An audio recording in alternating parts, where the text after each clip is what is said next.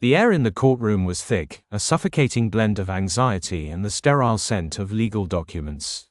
I sat there, a monument of forced calm, my knuckles white where I gripped the worn leather of my briefcase. Across from me, Amelia, my wife of 12 years, sat with an almost serene expression. Serene, or perhaps, I thought with a bitter twist in my gut, arrogant. She had lied, effortlessly, under oath, painting me as a controlling, unstable husband who had driven her to seek solace elsewhere. Elsewhere, meaning the arms of a man she'd met at her yoga studio, a narcissistic pretty boy named Chad who looked like he belonged in a cologne commercial more than in a real relationship. The divorce proceedings had been a masterclass in manipulation and deception. Amelia, who had always been a creature of carefully constructed facades, had excelled. She had twisted my words, misconstrued my actions, and had even presented fabricated text messages that painted me as the villain in our marital drama. Her lawyer, a shark with a designer suit and an oily smile, nodded in agreement with every calculated lie she spun. I, on the other hand, had been quiet, almost passive. I'd let them build their case, secure in the knowledge that I held the ace. My revenge wouldn't be screamed or shouted, but delivered with cold, calculated precision. Today was the day my ace would be played. Mr. Henderson, the judge, a woman with piercing eyes and a no-nonsense demeanor, called out, her voice cutting through the nervous murmuring in the room. Do you have any further witnesses to call? I stood, my gaze meeting Amelia's for a brief moment. I saw a flicker of something in her eyes, not fear, not yet, but perhaps a slight unease. A crack in the carefully constructed facade. Yes, Your Honor, I'd like to call Ms. Sarah Jensen to the stand. A ripple of confused whispers went through the room. I watched, a grim satisfaction growing inside me, as the door at the back of the courtroom opened. Sarah walked in, her head held high, her dark eyes blazing with a mixture of determination and a barely contained fury. She was my sister, a fierce woman who'd always been more loyal to me than to almost anyone. Amelia, upon seeing Sarah, did something that I hadn't anticipated. She gasped, a sharp, audible intake of air that echoed in the silent courtroom. Her carefully crafted serenity shattered, and a look of sheer, naked panic washed over her face. Chad, seated beside her, turned to look at her, a question etched on his smooth features. Sarah took her place on the stand, her eyes never leaving Amelia.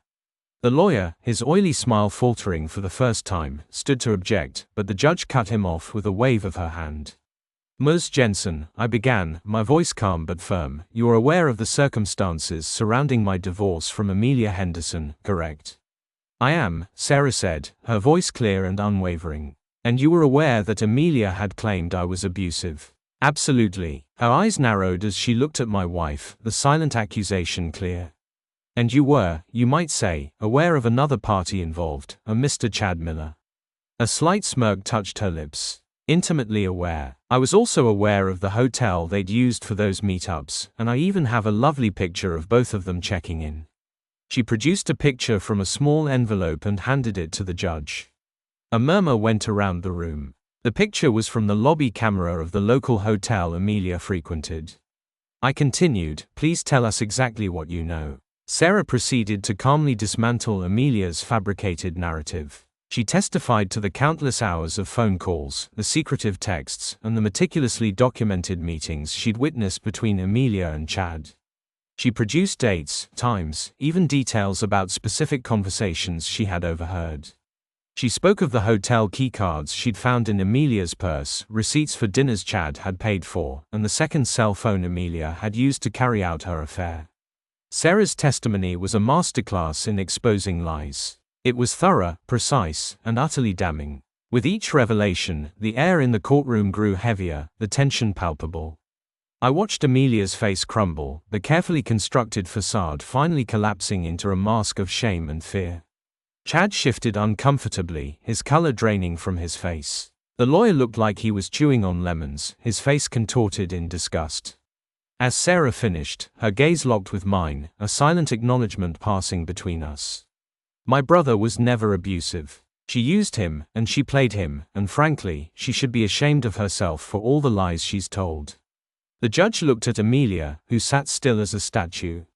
Do you wish to cross-examine Ms. Jensen? Amelia, her voice barely a whisper, shook her head. The battle had gone out of her. The judge looked at me. Mr. Henderson, it seems that your sister's testimony has provided new evidence of considerable importance.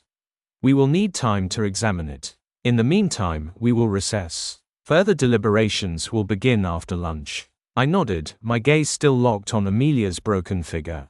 As I left the courtroom, I felt a surge of something that wasn't quite triumph, but something close. This wasn't about winning, I knew, it was about the truth finally being recognized. The rest of the day was a blur. During lunch, I found myself unable to eat, the adrenaline still coursing through my veins.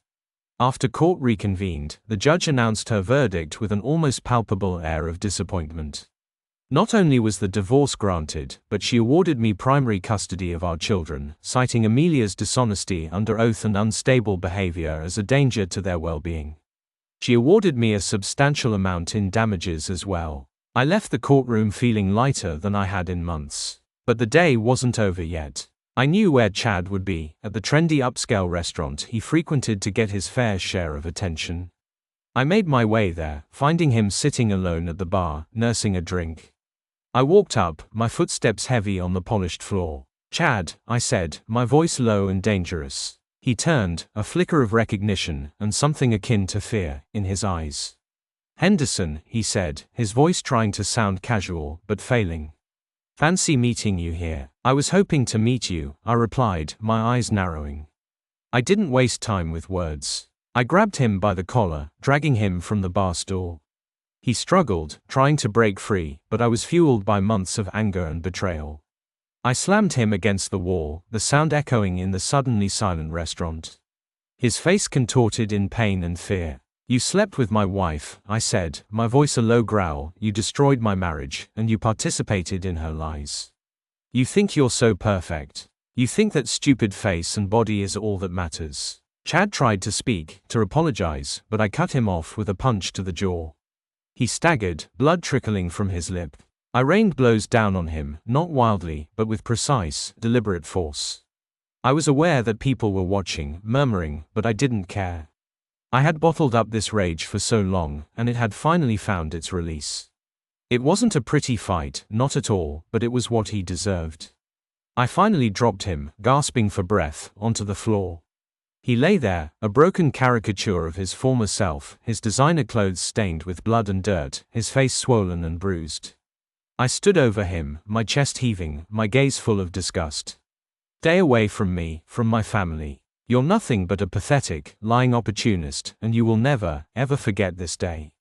I walked out of the restaurant, leaving him lying there, a shell of the arrogant, self-assured man he thought he was. The world crashed down around Chad that day, and it felt so sweet, so good. I watched his social media blow up with people trashing him and his shallow, artificial life. I watched his world crumble because everyone was finally seeing him for who he was, a leech on society who hurt people. I did it not for my own gratification, but to make sure he never hurt anyone again.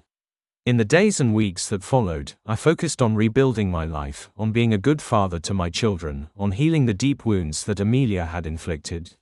I found solace in the love of my family and friends, in their unwavering support. I even found, eventually, a deep sense of peace. Amelia, on the other hand, had to live with the consequences of her actions.